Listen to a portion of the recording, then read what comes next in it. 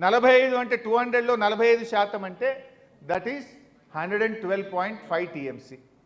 మరి ఇప్పుడు ఈ రేవంత్ రెడ్డి అడగాలి కదా, దిస్ ఈజ్ ద అవార్డ్, ఇది నువ్వు చెప్పింది నేను చెప్పింది కాదు, tribunal award. So already Polavaram కింద 45 వచ్చేటివి ఉన్నాయి, మళ్ళీ ఇచ్చినాయి. ఇప్పుడు కొత్తగా 200 తీసుకపోతే ఇదో 112.5, 112 ప్లస్ 45 అంటే 157 టీఎంసీలు కృష్ణానదీ జలాల్లో అదనపు వాటా తెలంగాణ రాష్ట్రానికి రావాలి. నిజంగా 157 వచ్చినాయి అనుకో, మన పాలమూరు 90 కేటాయించుకోవచ్చు, మన కల్వకుర్తి 40 కూడా నికర జలాలు ఇవ్వచ్చు, మన నెట్టంపాడుకు కూడా వాడుకోవచ్చు. మన ఈ మొత్తం ప్రాజెక్టులు నికర జలాల మీద అయిపోయి రైట్ ఎస్టాబ్లిష్ అయిపోతుంది. మన పాలమూరు అనుమతులన్నీ క్లియర్ అయిపోతాయి. మరి దీన్ని ఎందుకు అడుగుతలేదు తెలంగాణ ప్రభుత్వం?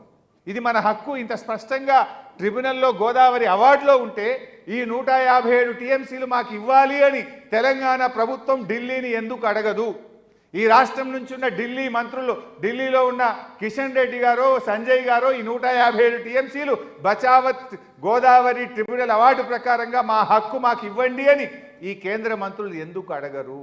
వై దే ఆర్ మమ్? ఈ 45 మనం అడిగినాం ఆల్రెడీ.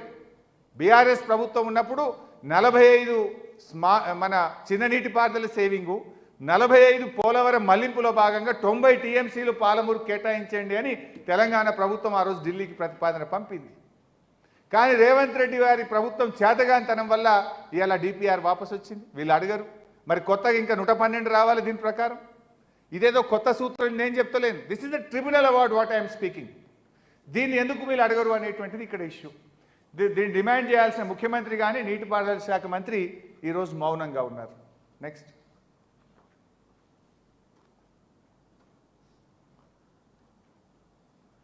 ఈ ప్రాజెక్ట్లో ఇంకో ఇంపార్టెంట్ పాయింట్, మీ అందరూ 200 అనుకుంటున్నారు. వాళ్ళు ఒక డిపిఆర్ ఈ మధ్యనే ప్రిలిమినరీ ఫీజిబిలిటీ రిపోర్ట్ను వారికి ప్రజెంట్ చేసినారు. కేంద్రంలో సిడబ్ల్యూసికి ఇచ్చారు ప్రిలిమినరీ ఫీజిబిలిటీ రిపోర్ట్. అందులో చూస్తే 400 టీఎంసీలు తీసుకుపోతామంటారు. ఇప్పుడు దోసవే, ఫ్యూచర్లో 400. ఆ 400 కోసం ఇప్పటి నుంచే మేము తవ్వే టనళ్ళు కానీ కాలువల సైజు 400కు తవ్వుతామని రాసింది. అందులో మీరు అది చదివి వినిపిస్తాం మీకు. Reservoir is 173 TMC and live storage is 152 TMC and there is a scope to increase it up to 300 to 400 TMC to cater the future needs. The gap-wise details are as tabulated below. The analysis strongly recommends that the initial infrastructure, particularly the gravity canal system, tunnels, surge shafts and delivery outlets to be designed from the outset for a 3 TMC per day capacity, even if only a 2 TMC per day diversion system is commissioned initially. ప్రస్తుతం 2 టీఎంసీలతోని commission చేసుకున్న తవ్వే టన్నెళ్ళు కానీ canals కానీ surge shafts అన్ని 3 టీఎంసీలకు తవ్వుతాం. ఇప్పుడే భవిష్యత్తును దృష్టిలో పెట్టుకొని 3 టీఎంసీలు ఒక రోజుకు తీసుకుపోయే విధంగా టన్నెళ్ళు తవ్వుతాం, కాలువలు తవ్వుతామని ఆంధ్రప్రదేశ్ ప్రభుత్వం ఇచ్చిన ఫీజిబిలిటీ రిపోర్ట్లోనే రాశారు. మనం అనుకుంటున్నాం 200 తీసుకుపోతారని, వాళ్ళు సూటు పెట్టింది 400. ఆనాడు పోతిరెడ్డిపాడులో అట్లే కుట్ర చేసిండ్రు.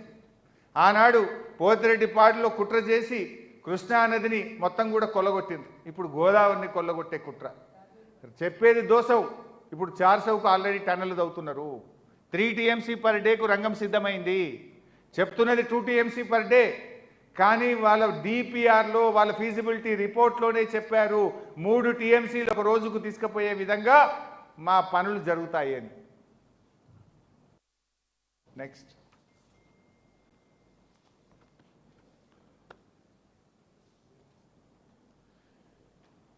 యాక్చువల్గా ఇందాక మనం చెప్పినట్టు ఏ ప్రాజెక్టు పనులు స్టార్ట్ చేయాలన్నా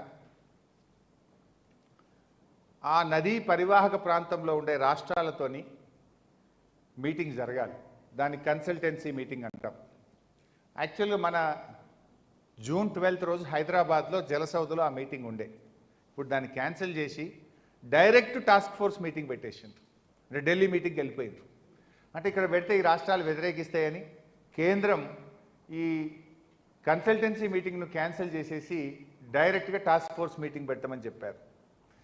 దీన్ని కూడా ఏం చేస్తున్నారు, మళ్ళీ చాలా జాగ్రత్తగా, అది ఇంకో పెద్ద సబ్జెక్ట్ ఉంది. Interlinking of reverse. అనే ఒక ప్రాజెక్టు కేంద్ర ప్రభుత్వం నడుపుతా ఉంది, ఇంటర్లింకింగ్ ఆఫ్ రివర్స్. అది ఇంకోసారి డీటెయిల్గా చెప్తాను, బట్ బ్రీఫ్గా 2 నిమిషాల్లో చెప్తాను. ఇంటర్లింకింగ్ ఆఫ్ రివర్స్ ఒకప్పుడు